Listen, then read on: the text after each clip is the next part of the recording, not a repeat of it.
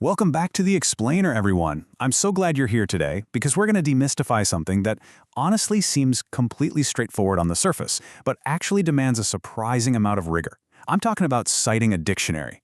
Now, you might be thinking, come on, it's just a dictionary. We all know what words mean. But as we're about to see, referencing a dictionary correctly, it's an absolutely crucial skill. Whether you're arguing the exact legal definition of a contract term or writing a massive thesis on linguistic shifts over the last century, the exact dictionary you choose matters immensely. Let's get right into it. So, moving straight into Section 1, the common knowledge trap. Okay, let's dive into this. Is a dictionary definition just common knowledge? It is so tempting to just quickly look up a word, drop that definition right into your paper, and move on without a second thought, right?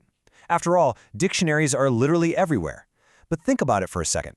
If you look up a really complex word, like, say, irony, the Oxford English Dictionary might nuance it slightly differently than Merriam-Webster. Assuming that a specific definition from a specific source is just universally understood without needing a citation, that is exactly where things start to go off the rails in academic and professional writing. Words have these profound shades of meaning, and pointing out exactly whose shade you're using is paramount. I want you to really, truly let this quote sink in. Do not treat a dictionary definition as common knowledge when your argument depends on it. This is basically the golden rule of lexical citation. If the whole crux of your essay, or your research paper, or your legal argument hinges on the exact nuance of a specific word, you can't just wave your hands and go, well, everybody knows what that means. No way. When your argument depends on it, that definition magically transforms from general trivia into a vital piece of evidence, and evidence always, always demands a citation. You're basically borrowing the credibility of those lexicographers to back up your point, so they need to get the credit for all that intellectual heavy lifting. Let's move to Section 2 and see how this builds, choosing your dictionary format. Before you can even start writing out your reference, you've got to figure out exactly what kind of source you're actually looking at. The very first fork in the road is deciding whether you used a whole dictionary, a specifically named entry, a print edition, or an online entry. And this brilliantly illustrates how the medium completely changes your citation strategy. If you're dusting off a massive print edition from the library shelf, your citation absolutely has to include physical markers, things like Volume 2, page 45. But if you're pulling an online entry, those physical markers just don't exist. So the rules pivot. They require you to provide the exact URL and the specific date you accessed it. Why? Because unlike a physical book, online definitions can be dynamically updated, edited, or just changed entirely overnight. All right, on to Section 3, gathering the crucial ingredients. Once you've nailed down your format, it's time to put on your detective hat and collect all the metadata to build the actual citation. Think of it like gathering the ingredients for academic credibility. Just look at the sheer volume of details you have to track down. You need the author or editor if they're actually identified. You need the publication year. You've got to have the specific entry title, like the word democracy, plus the overall dictionary title. And you still have to track down the edition and the publisher. It is a rapid-fire checklist of essentials, and honestly, skipping even one of these can compromise your whole reference. It leaves your reader totally unable to verify the evidence you just built your entire argument on.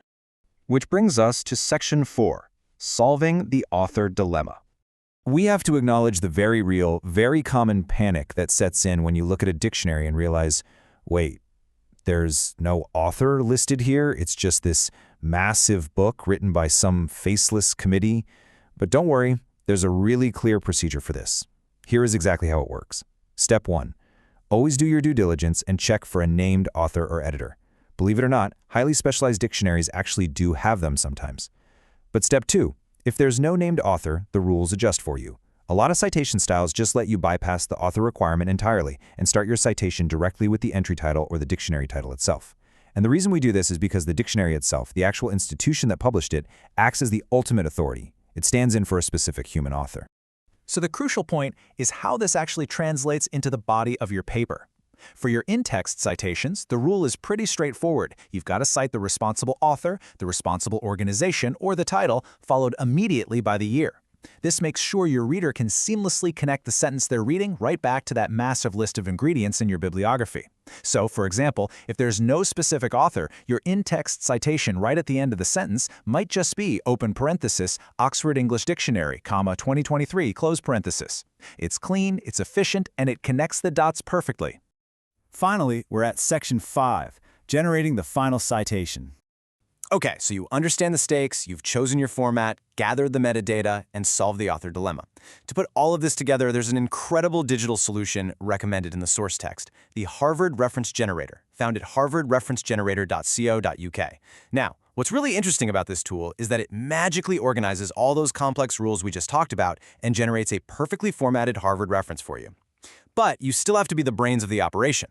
You have to make sure you choose the correct template from their options. Specifically, you need to select either the dictionary entry or the whole work template, based on what format you decided on earlier. It's an incredibly powerful resource, but remember, it relies completely on the accuracy of the ingredients you feed into it. We've covered a lot of really meticulous ground today, turning a simple word lookup into a rigorous academic process. And I want to leave you with a pretty thought-provoking question to carry into your next project. If a dictionary, which is basically the ultimate symbol of shared language, isn't always common knowledge, what else in your writing, your research, or your arguments are you currently taking for granted? Something to think about for sure. Stay curious, stay rigorous, and thank you so much for joining me for this explainer. Catch you next time.